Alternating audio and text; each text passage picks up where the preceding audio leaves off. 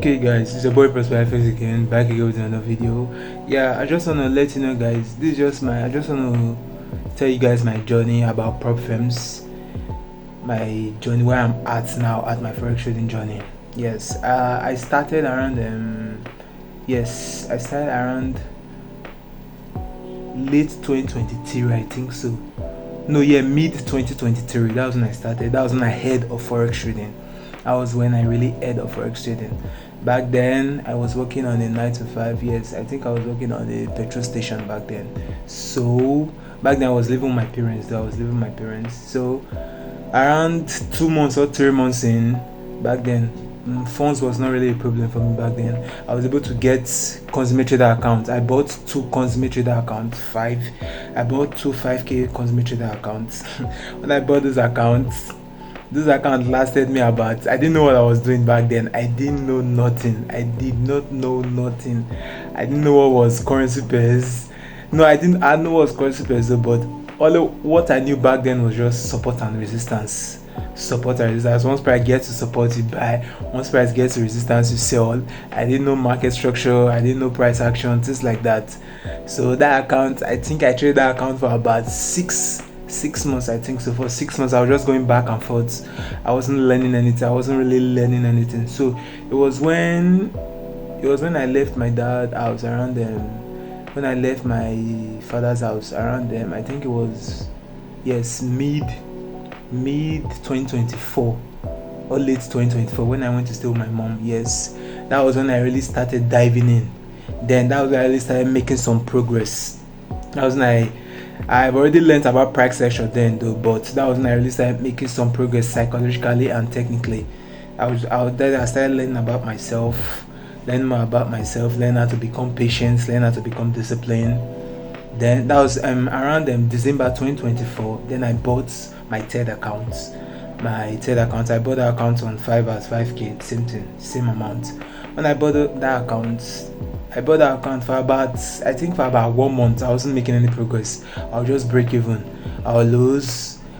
I'll win. I'll give to the market back. I'll lose. I'll win. I'll give it to the market. Since I was just going on so on and so forth for about 1 month. Then early December 2024, I passed that first phase within 1 week, I think so. No, yeah, within 2 weeks, in the space of 2 weeks. Back then I was risking 1% for 2%. I passed that account in the space of 2 weeks. Then when I passed that account, I passed the first phase. Then when it gets to the second phase, then I was just overconfidence. Because I was in a winning streak when I passed the first phase. So when I got to the second phase, I just said to myself, I just wanted to pass this account in one go, just in one trade. So I risked 2% back then. That trade ended up in a loss. Then I was frustrated. I was just very angry. I couldn't stop myself. The next following week, the same thing. I kept on over risking. I just couldn't follow my risk management plan back then. I didn't follow my risk management plan. I kept on over leveraging, over trading. That was what led to me blowing that account around early 2025. Yes, I think I blew that account around February 2025. So when I blew that account, then I dialed back into demo account. Then I was able to buy an account around it was around, yes, mid 2025 around, I think it was around July or June. When I bought them two 5k accounts, one on Fiverr, one on Aqua Funded. When I bought those accounts, I still blew those accounts in a matter of I think it was 3 months. In the space of 3 months, I blew the two accounts I bought. It was, yes, I already mentioned it, Fiverr and Aqua Funded. The reason I blew that account was the same reason I blew my second phase account on Fiverr around late 2024. I was over leveraging, over trading. I didn't follow my risk management plan because when I bought the account, I said I was going to be risking 0.5% per trade. I couldn't able to stick to that plan. I started risking 1%. At some point, I'm going to risk 1.5%. At some point, I'm going to be risking 2%. Depends on how I feel. Depends on my emotion state that day. That was how I blew the Aqua Funded and the Fiverr account. So since then, right, since then I've been able to really understand myself. I've been able to dial down, because I started documenting my trade. It was very difficult for me, but I started doing it. But I started with demo accounts, but since I started documented, I haven't been able to get a prop firm account. But now I'll be getting my account by February. That's what I said. Yes, by February, end of February, I will get my prop firm account. So since then, since I blew my previous 2 accounts, I've started documenting my trades. Before, it was very difficult for me. It was very, very difficult. I'm not gonna lie. But right now, I've started documenting my trades. Any trades I take, I document. I always document it. The reason I took those trades, I was feeling, why I took those trades, things like that. My playbook, I started documenting it, and I bought a book to help me with my psychology. It helps a lot. It was Trading the Zone. I would really recommend this book for you guys. If you know you enjoy, if you know you still lack that discipline, you don't know how to start, things like that concerning your psychology. But Trading the Zone is not a technical book, it's just based on psychology. If you know you still find yourself making those errors that stops you to being able to trade with that carefree state of mind, the book I would recommend is Trading the Zone. I have the book right here. Wait, let me show you guys. Yes, I bought the book. Look at it here. Look at it. Trading the Zone. Trading Zone. Yes, I bought this book. I think it was last year. I bought this book last year, and the Discipline Trader. These 2 books. I bought these 2 books last year, around late last year. But right now I'm done with this book, and this book really helps a lot. Trading the Zone is the best when it comes to psychology. Trading the Zone is the best. But right now I'm reading the Discipline Trader. If you really look at it, both of them are really talking about the same thing, but Trading the Zone is more advanced. It's more advanced. It goes deeper. But right now I'll still be done with this book. But the thing I learned from this book is that Trading the Zone, it gave us Mark Douglas. It gave us something that will help us. Will help us shift our mind, not shift our mindset though, help us change our belief system.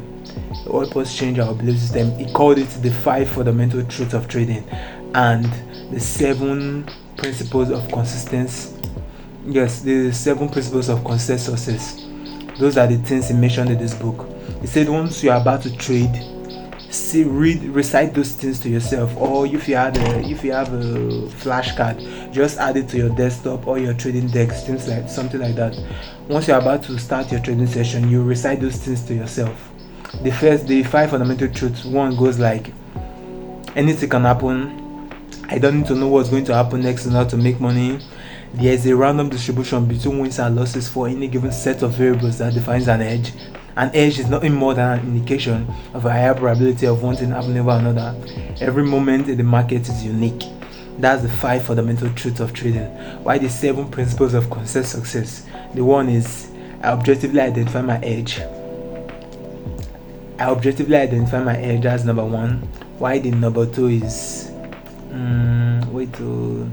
objectively identify my edge. Oh guys, just bear with me. Number 1 is objectively identify my edge. Yes, I predefine the risks of every trade. I completely accept the risks or willing to let go of that trade. I execute my edge without reservation or hesitation. I pay myself as the market makes money available to me.